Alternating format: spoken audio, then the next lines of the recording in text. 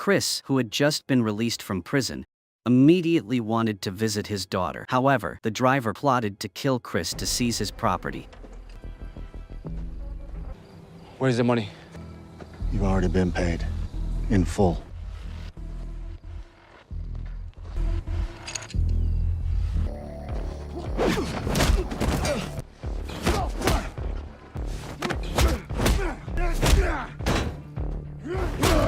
Then he picked up the luggage from the ground. Chris searched the driver's pocket and took the car keys. Thanks to that, he did not have to walk anymore. Chris headed to the city where his daughter lived. He hid outside a villa. Not long after, the car carrying Elisa, the daughter of the mafia boss Vicente, left the villa. Realizing that the other party had gone far, Chris started to follow. He chased them all the way to the main road. When he stopped at a red light, Chris saw a beggar cleaning someone else's car window. He immediately came up with a bold idea. At the next intersection, when he stopped at a red light, Chris also disguised himself as a beggar and approached Elisa's car. The bodyguard inside the car kept signaling that he didn't need it, but Chris pretended not to see. When he finished, Chris tapped the glass. He signaled for payment. Seeing that the bodyguard still didn't respond, Chris suddenly smashed the rearview mirror. Está siendo indigente de mierda.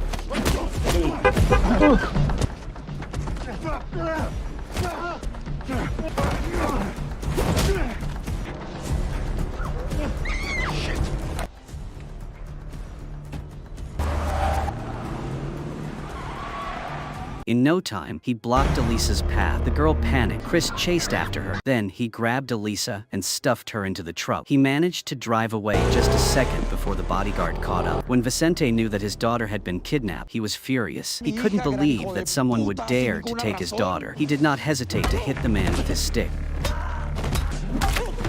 Vicente immediately ordered his men to spread the news of a reward for finding his daughter. Meanwhile, Chris was still driving Elisa out of the city. On the way, she was very stubborn. Elisa kept knocking on the truck. He had no choice but to stop the car.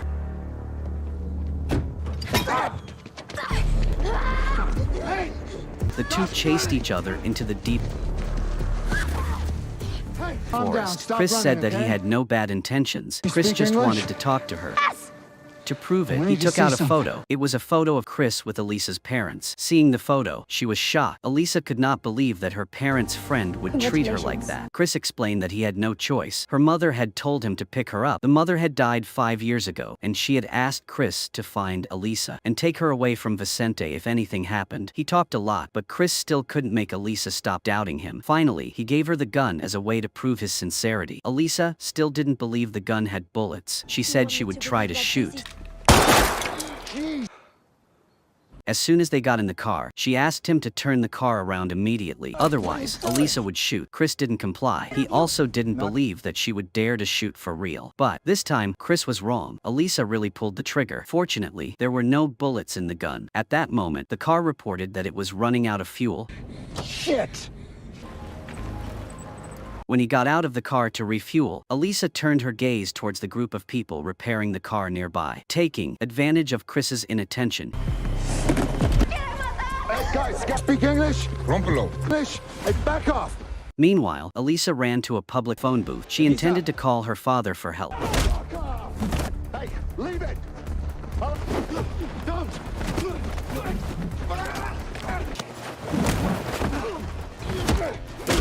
After knocking down all the people in his way, he turned back and saw that Elisa had already contacted Vicente. Chris cut the call and shoved Elisa back into the car. This time, he tied her hands to prevent her from causing any more trouble. Even though she was tied up, she still couldn't calm down. Stop it! You want to go back inside the truck? Who are you to tell me what to do? Fuck! I'm your father! This made Chris speechless for a moment. He looked straight at her and said that he was Elisa's biological father. She was skeptical but began to waver. During the whole journey, no matter how much trouble Elisa had caused, Chris had never hit or hurt her. Maybe what he said was true. Chris took Elisa to a restaurant. For the first time, she didn't resist. Meanwhile, Vicente knew that his daughter was still alive, but he still had no clue where Elisa was. Not knowing that his close assistant was betraying him, he secretly provided information to Vicente's enemy. the assassin Corvo. Many years ago, for some reason, he had seriously injured Corvo. He even lost an arm. Vicente's assistant intended to replace him as the gang boss. He took advantage of this opportunity to help Corvo kidnap Elisa. The assistant would indirectly kill Vicente and pave the way for him to take power. During the meal at the restaurant, Elisa asked Chris where Chris had been all these years, if he was her father. He was a bit embarrassed. It's complicated, right? 15 years. Well, complicated. Chris did not answer. He just stared at the diamond necklace around her neck. It was a gift Chris had given Elisa's mother on her birthday years ago. The mention of her mother made Elisa miss her so much. Why would you say that? You're a liar. I think Vicente killed her. As soon as she finished speaking, the sound of a gun being loaded rang out. A group of armed men appeared. All of them were lured by Vicente's bounty.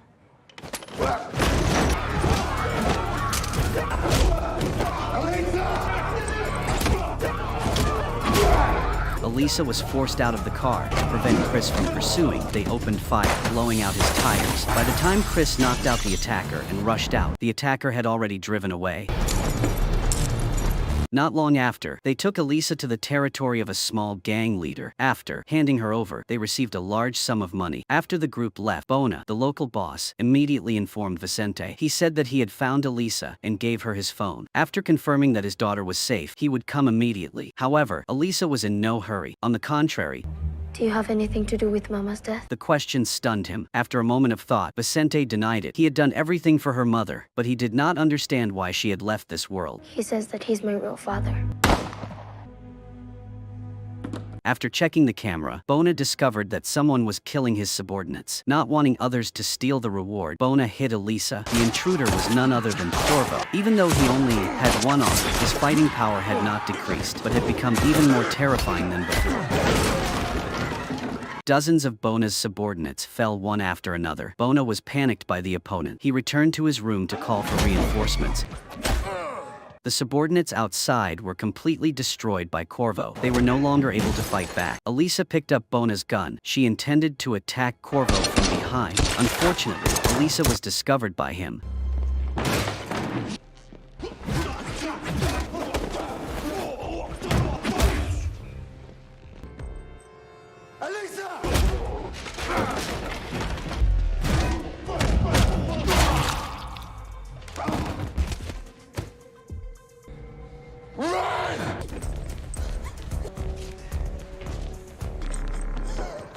That there was a dead end ahead. Corvo had caught up.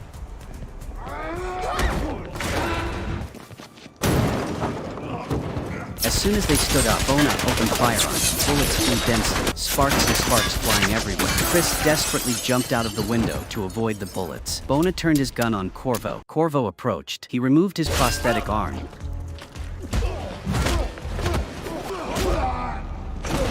Elisa was very brave. The collision she created gave them a chance to survive.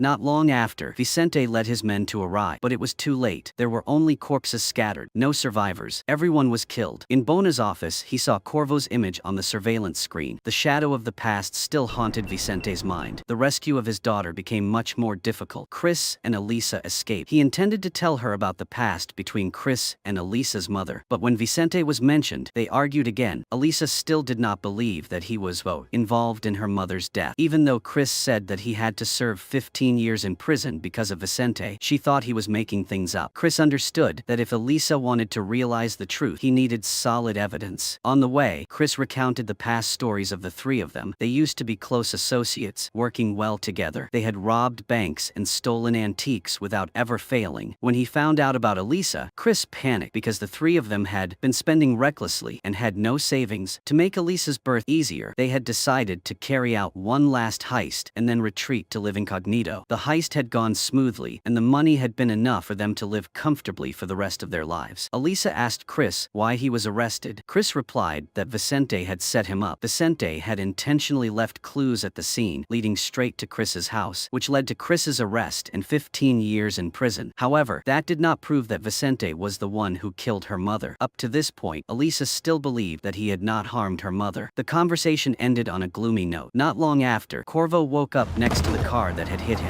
Corvo followed the trail of blood to a nearby restroom. Although the collision was not fatal, it still left a large gash on his forehead. Corvo calmly used a needle and thread to sew up the wound. He seemed to be repairing a mechanical part without showing any emotion or pain. As soon as he stepped out of the restroom, Corvo heard the two men in the car next to him talking about him. He was not angry, but slowly walked closer. The two had no idea that standing before them was a living nightmare, thinking that their numbers would be enough to overpower him, but they were wrong.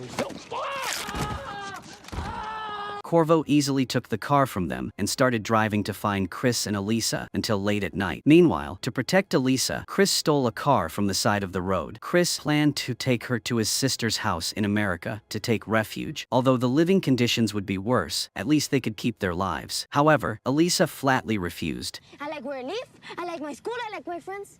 I know him, okay? I know what he's capable So do of. I! Leave again, not even try to be a good father! Chris was speechless when he heard that. He was worried but didn't know how to explain. At that moment, the owner of the car returned. You personal vendetta with Vicente. She jumped out of the car. He angrily pulled out a gun and pointed it at car owner. Chris didn't notice that Elisa had taken the opportunity to get into the driver's seat. He could only roar angrily in the middle of the road. Chris saw a yellow car approaching. He rushed out to block it, but the driver had no intention of stopping, dodging in a flash. As for Elisa, after creating a safe distance from him, she stopped the car on the side of the road to call Vicente to pick her up. When Elisa saw clearly who was in the car, fear arose. It was Corvo. She panicked and ran away. Corvo followed closely behind. Elisa grabbed a tool and hid. Elisa underestimated Corvo's cruelty. A small girl was absolutely no match for this cold-hearted killer. Corvo had a strange habit. Before killing his target, he always gave them an apple, and this time was no exception. Corvo handed the apple to Elisa. The girl bravely took it and took a big bite. He smiled happily as he watched Elisa chew. But then, Elisa burst into a run. She wanted to escape from the nightmare. At that moment, Elisa heard Chris calling her name. But when Elisa saw Chris, Corvo had already appeared behind her.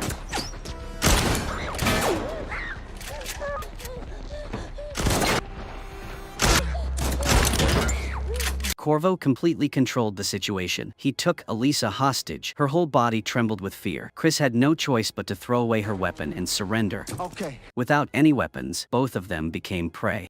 Is Elisa okay? Corvo used rope to tie Elisa to the car, and then he tied Chris. Corvo knocked him down with the butt of his gun. He wanted to know who was blocking his way. Who are you?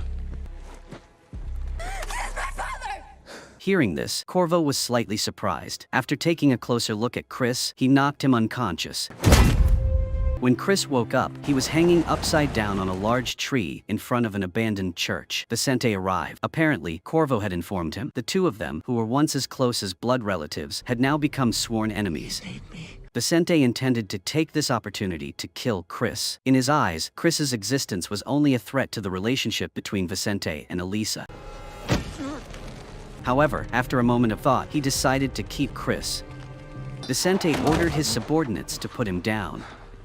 Perhaps Chris still had value to exploit. On the way back, Vicente received a call from Corvo. He told Vicente to go to the place where Chris had had his hand cut off. That was where Vicente's daughter was being held. "Thank your assistant." Hearing that, Vicente exploded in anger.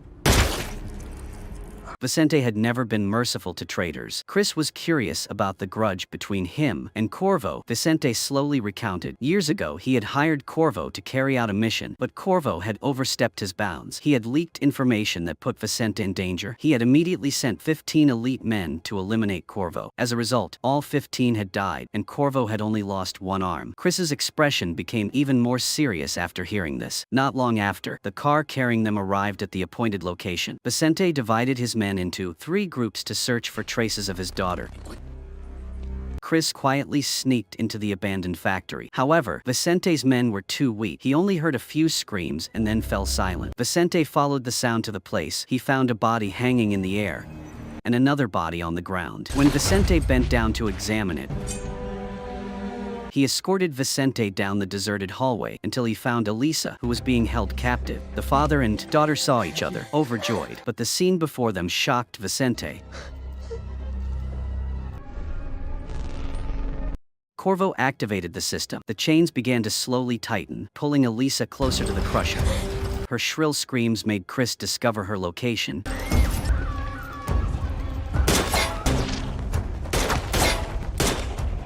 Vicente took the opportunity to rush to the top of the conveyor belt to try to turn off the machine. But when he got closer, Vicente frantically pressed all the switches, but to no avail. He used an iron bar to block the machine, but it didn't work. In desperation, Vicente picked up a saw and prepared to cut off his daughter's hand to save her life. However, he couldn't do it. Meanwhile, Chris was agile, but he was no match for the opponent's mechanical arm.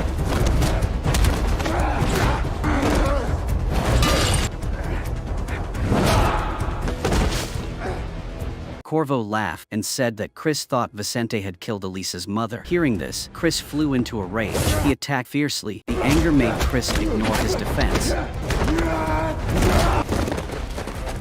Chris immediately rushed towards Elisa, but he didn't let go easily. Corvo got up, chased after, and continued to attack Chris. Elisa's body was already dragged to the edge of the crusher. In the dangerous moment, Chris was forced to stop and continue fighting. Corvo's knife stabbed into his stomach, causing Chris to collapse. Elisa cried out in despair. He turned to grab Vicente. Corvo held the knife to his neck. He made a condition. If Vicente told his daughter the truth, Corvo would reveal how to stop the crusher. Under the pressure of the knife, he trembled and confessed. Vicente said that Elisa's mother had wanted to take her away from him. He admitted that he had paid Corvo to kill his wife. The confession completely destroyed Elisa. Just as the crusher was about to swallow her, at the most dangerous moment, Elisa snatched the necklace and threw it into the machine.